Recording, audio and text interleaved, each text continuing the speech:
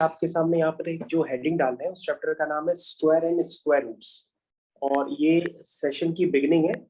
तो square and square roots, square and square roots, ठीक है बच्चों। तो सभी बच्चों ने हेडिंग डाल दी यहाँ पर स्क्वायर एंड स्क्वायर रूट्स। इसको समझने के बाद बच्चों आप इसके प्रॉपर नोट्स बना लीजिएगा, क्योंकि इसको आपको हम एक बार बता दे रहे हैं अच्छे से। सबसे पहले यहाँ पर बच्चों एक हेडिंग डालिएगा जो सबसे बड़ा कंफ्यूजन वाला पॉइंट है। इसमें कंफ्यूजन वाला पॉइंट आता है पाइथागोरियन ट्रिपलेट। क्या पॉइंट आता है बच्चों?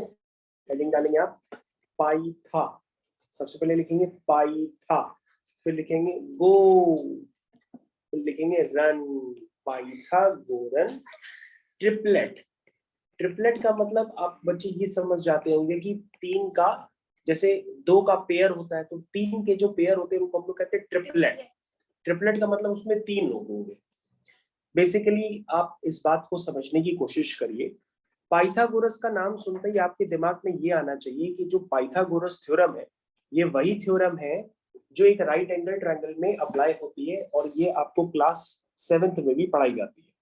अब आप क्लास 8th में पहुंच चुके हैं तो उस थ्योरम को एक बार दोबारा समझ लीजिए कि जैसे अगर आप किसी को राइट एंगल ट्रायंगल कहते हैं तो एंगल राइट एंगल ट्रायंगल तभी कहलाता है जब उसमें एक एंगल 90 डिग्री, तभी हम उस ट्रायंगल को राइट एंगल ट्रायंगल के नाम से जानते हैं। तो बच्चों ट्रिपलेट का मतलब क्या होता है? ट्रिपलेट का मतलब ये राइट एंगल ट्रायंगल का ट्रिपलेट होता है। और राइट एंगल ट्रायंगल में पाइथागोरस थ्योरम क्या कहती है बच्चों कि जो हाइपोटेनियस होता है, इसमें हाइपोटेनियस बच्चों क्या है? AC। आप हाइपोटेनियस जानते हैं क्या होते हैं? 90 डिग्री के सामने वाली साइड को हम लोग कहते हैं हाइपोटेनियस। लेकिन जिन बच्चों ने अभी तक पढ़ाई लिखाई नहीं की है वो उसको हिपोपोटामस के नाम से भी जानते हैं। तो बच्चे ये हिपोपोटामस नहीं है, ना ये दरियाई घोड़ा है, ये हाइपोटेनियस है। और इनमें से बाकी बची दो साइड्स में एक साइड बन जाती है बेस और एक साइड बन जाती है परपेंडिकुलर। तो बच्चों उसको हम लोग परपेंडिकुलर को हाइट के नाम से भी जानते हैं। बच्चे एकदम सही बता रहे हैं। तो बच्चों क्या होता है, आप कोई बता सकता है पाइथागोरस थ्योरम क्या होती है?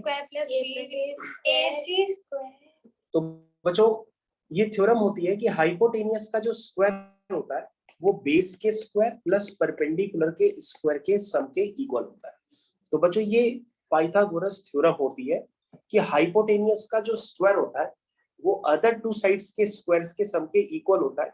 इस बात को बच्चों बहुत आप अच्छे से लर्न कर लीजिए, क्योंकि इसी का ही मैं आपको अभी एप्लीकेशन करके बता रहा हूँ। इधर ध्यान दो बच्चों, जैसे आपके पास एक राइट एंगल ट्रायंगल है तो बच्चों इसका आप सही ढंग से समझ लीजिएगा। अगर नहीं समझ पाए तो फिर वो आपकी ही फॉल्ट होगी। जैसे आपके पास ये साइड है 3, ये साइड है 4। अब आपको निकालना है हाइपोटेनियस। तो बच्चों हाइपोटेनियस आप कैसे निकालेंगे? कहोगे सर ये 90 डिग्री है, और सर अभी आपने बताया था कि ये हाइपोटेनियस होता है, ये बेस होता है, और ये हाइट नहीं होती है, इसको हम लोग परपेंडिकुलर कहते हैं, ठीक है ना। तो बच्चों क्या बताया था? हाइपोटेनियस का square is equal to base का स्क्वायर प्लस परपेंडिकुलर का स्क्वायर, ठीक है बच्चों। अब बच्चों यहाँ पर जल्दी से आप देखिए, बेस का स्क्वायर क्या है? 4 का स्क्वायर, परपेंडिकुलर यानी कि 3 का स्क्वायर। तो बच्चों यहाँ से हो गया 16 प्लस 9, तो 16 प्लस 9 होता है 25। और बच्चों यहाँ से स्क्वायर रूट ऑफ 25 निकालेंगे तो ये 5 आ जाएगा। अब कई बच्चों को अभी यहाँ पे भी स्क्वायर रूट लेना नहीं आता है, तो बच्चों आप ध्यान से देख लीजिएगा। ये h square is equal to 25 लिखा है, इसका मतलब अगला स्टेप होता है h is equal to square root of 25। लेकिन बच्चों अगर आपको ये कंसेप्ट नहीं क्लियर है या किसी ने बहुत अच्छे से 7th में आपको नहीं पढ़ाया है तो आप ध्यान से समझ लीजिए कि ये स्टेप बेसिकली बनता कैसे है। तो एंजल ही सिर्फ ध्यान से देख रही है, बाकी दोनों बच्चे मौज कर रहे हैं। तो क्या करेंगे हम? सबसे पहले दोनों तरफ स्क्वायर रूट लेने का मतलब ये होता है कि हम दोनों तरफ पावर में हाफ से मल्टीप्लाई करते हैं। ध्यान से देखिएगा बच्चों, स्क्वायर रूट लेने का मतलब ये होता है कि हम दोनों तरफ पावर में क्या मल्टीप्लाई करते हैं? हाफ से। तो बच्चों ये जो 2 से 2 होता है, ये 2 से 2, ये 2 और 1/2 ये आपस में कैंसिल हो जाते हैं। ध्यान से देखिएगा बच्चों, ये स्टेप बड़े इंपॉर्टेंट होते हैं जो आपको जल्दी कोई बताएगा नहीं। ये 2 से 2 कैंसिल हो गया, सिर्फ ये हाइट बचा है। अब ध्यान दो बच्चों, क्या बचा है? ये H का मतलब हाइपोटेनियस का सिंबल है यहाँ पे बच्चों, हाइट का सिंबल नहीं है। तो बच्चों ये क्या बना 25 की पावर हाफ, इसको हम 25 की पावर हाफ को हम लोग स्क्वायर रूट ऑफ 25 भी कहते हैं और ये 5 हो जाता है। तो बच्चों बेसिकली आप ये टर्म्स पहले भी जानते थे, जैसे एक्स स्क्वायर इक्वल टू 4 लिखा जाता है, तो एक्स क्या होता है हमको पता था, आप लोग रट रहे हैं, आप लोग कुछ नहीं समझ पा रहे हैं। तो एक्स स्क्वायर इक्वल टू 4 होता है, तो एक्स होता है square root of 4, square root of 4 की वैल्यू होती है 2। फिर से देखते हैं बच्चों, अगर x square is equal to 36 होता है तो एक्स होता है स्क्वायर रूट ऑफ 36, इसका मतलब ये होता है 6। ठीक है बच्चों। तो बच्चों आपको कुल मिलाकर मैंने अभी पाइथागोरस थ्योरम बताई और मैंने बताया कि जो आपकी तीसरी साइड है वो तीसरी साइड क्या निकल के आई है 5। तो उसका मतलब इन तीनों साइड्स में बच्चों बहुत ध्यान से देखना, वरना आपने क्वेश्चंस जो अभी पूछा है वो आप कभी कर नहीं पाएंगे। जो आपने इस राइट एंगल ट्रायंगल को बनाया, ये साइड 3 है, ये साइड 4 है, और आपने पाइथागोरस थ्योरम को यूज करके ये वाली साइड जो 5 निकाली है, इन तीनों साइड्स में जो सबसे बड़ी साइड है वो क्या है बच्चों, बेसिकली हाइपोटेनियस है। क्या है? हाइपोटेनियस है। तो बच्चों यहाँ पर इसी को हम लोग ट्रिपलेट के नाम से जानते हैं। तो ये एक ट्रायंगल का ट्रिपलेट है। तो यानी कि अगर ट्रायंगल की साइड कभी भी 3, 4, 5 टाइप की नजर आए तो समझ लो आपका ट्रायंगल कैसा है, राइट एंगल ट्रायंगल। कैसा ट्रायंगल है बच्चों? Right angle triangle. तो बच्चों आपको ये ट्रिपलेट का मतलब ये क्लियर होना चाहिए। क्या बच्चों आप लोग कोई और ट्रिपलेट जानते हैं? बताइए, आप लोग कोई और ट्रिपलेट जानते हैं? कहोगे सर बिल्कुल जानते हैं। जैसे अगर हम ये ले लेते हैं 8 और ये ले लेते हैं 6, तो ये वाली साइड क्या है कि बच्चों हाइपोटेनियस, आप बता सकते हैं? तो हाइपोटेनियस का square is equal to base का स्क्वायर प्लस परपेंडिकुलर का स्क्वायर। तो ये बच्चों हो गया 64 और ये हो गया 36 और ये हो गया बच्चों 100 और स्क्वायर रूट ऑफ 100 बच्चों क्या होता है 10 होता है। सिर्फ एंजल ने सबसे पहले जवाब दिया, स्क्वायर रूट ऑफ 100 होता है 10। तो इसका मतलब ये बच्चों क्या निकल के आया 10। इसका मतलब बच्चों आपके पास एक और ट्रिपलेट बन करके आ गया 6, 8 और 10 का। तो बच्चों कभी भी आपको इस तरह का भी ट्रिपलेट नजर आए तो समझ जाइएगा ये भी ट्रिपलेट एक पाइथागोरियन ट्रिपलेट के नाम से जाना जाएगा। अब बच्चों बेसिकली आपको क्या करना होगा जब आप क्वेश्चंस अपने स्कूल लेवल के हिसाब से करेंगे पाइथागोरियन ट्रिपलेट के हिसाब से, तो जैसे मैं आपको एक क्वेश्चन अभी करके बताता हूं उससे आपको समझना पड़ेगा। जैसे आपके पास स्कूल वे में एक क्वेश्चन आ रहा है, क्वेश्चन ये है बच्चों, right a Pythagorean triplet, write a Pythagorean triplet whose smallest number is 8, whose smallest number is 8। ठीक है बच्चों, आपको एक पाइथागोरियन ट्रिपलेट लिखना है जिसका सबसे स्मॉलेस्ट नंबर क्या है बच्चों 8। तो बच्चों मैंने आपको फिजिबिलिटी के लिए बता देते हैं आपको कि कभी भी आपको पाइथागोरियन ट्रिपलेट एज्यूम करना हो तो आप अपने स्कूल के हिसाब से वो ट्रिपलेट को इस तरह से एज्यूम करेंगे, एक साइड होगी 2m, दूसरी साइड होगी m² - 1 और तीसरी साइड होगी m² + 1। ठीक है बच्चों, अब हम क्या करेंगे बच्चों, ये तीनों साइड्स तो आपको पता पड़ गई हैं, लेकिन इसमें कहा जा रहा है कि वन ऑफ द साइड क्या है, वन ऑफ द साइड 8 है। तो आप बता सकते हैं बच्चों, अब हम 2m को एक बार 8 लेके चेक करेंगे, एक बार m² - 1 को 8 लेके चेक करेंगे, एक बार हम m² + 1 को 8 लेके चेक करेंगे। जहां से बच्चों m की वैल्यू एक प्रॉपर इंटीजर निकल करके आ जाए तो समझ लेना कि बच्चों वो एक ट्रिपलेट को फॉलो कर रही है। लेकिन बच्चों यहाँ पर इंटीजर भी हो सकता है, आपको ना पता हो तो इंटीजर का मतलब बच्चों होता है 1, 2, 3, 4, 5, 6, ये आपके पॉजिटिव इंटीजर्स होते हैं। ठीक है ना, और अगर सारे इंटीजर्स की बात करते हैं तो -1, -2, -3 सब आ जाता है। ठीक है बच्चों, लेकिन अगर हम लोग यहाँ पर m को प्रॉपर कहना चाहें तो m क्या होगा बच्चों, सिर्फ पॉजिटिव इंटीजर है।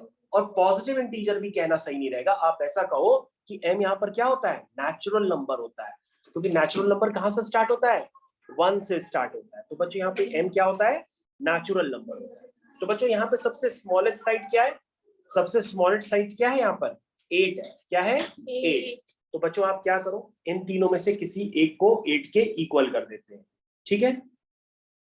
तो बच्चों आप क्या लिखेंगे, क्वेश्चन तो आपने ध्यान से देख ही लिया है कि सबसे स्मॉलेस्ट साइड क्या है, 8 है। तो इन तीनों बता सकते हैं बच्चों सबसे स्मॉलेस्ट साइड कौन सी हो सकती है, इन तीनों में सबसे स्मॉलेस्ट साइड क्या हो सकती है, 2m है कि m स्क्वायर माइनस 1 है कि m स्क्वायर प्लस 1 है।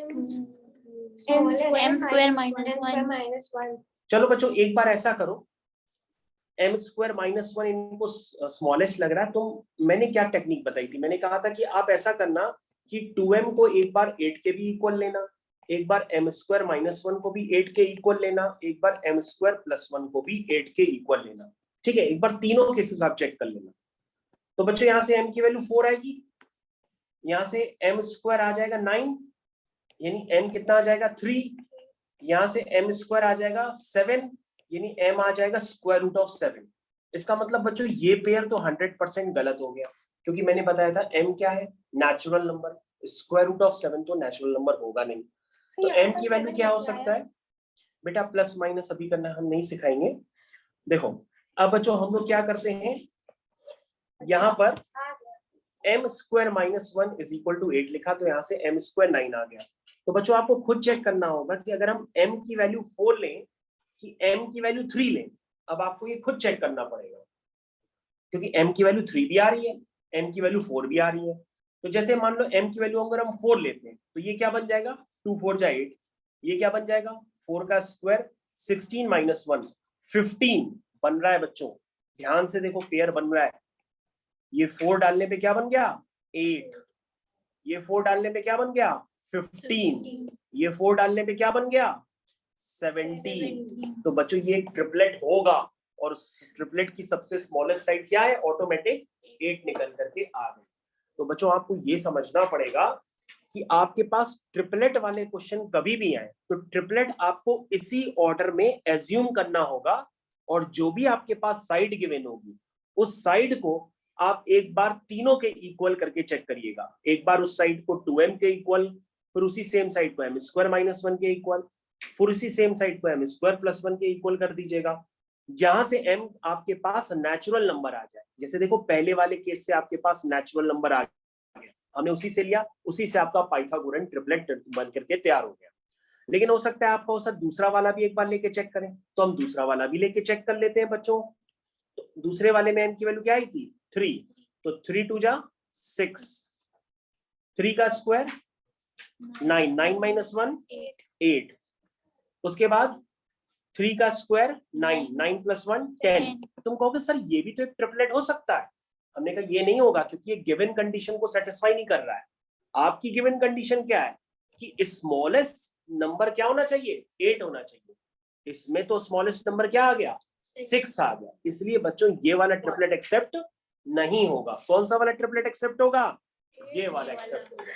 तो बच्चों इसी तरह से ये लॉजिक्स आपको हर क्वेश्चन में लगाने हैं, और आपका क्वेश्चन ऑटोमेटिक आपको सॉल्व होकर के आ जाएगा। ठीक है बच्चों, एक सेकेंड। तो बच्चों अब आपके पास एक सेकेंड क्वेश्चन आ गया है कि आपको उस ट्रिपलेट का एक नंबर 15 लेना है। क्या लेना है 15। तो बच्चों क्वेश्चन आपने अभी तक नहीं पढ़ा होगा, मैं एक बार क्वेश्चन आपको लिख करके दे देता हूँ। ये क्वेश्चन नंबर 10 है। क्वेश्चन में लिखा है राइट, क्वेश्चन में लिखा हुआ है बच्चों राइट अ Pythagorean triplet whose one number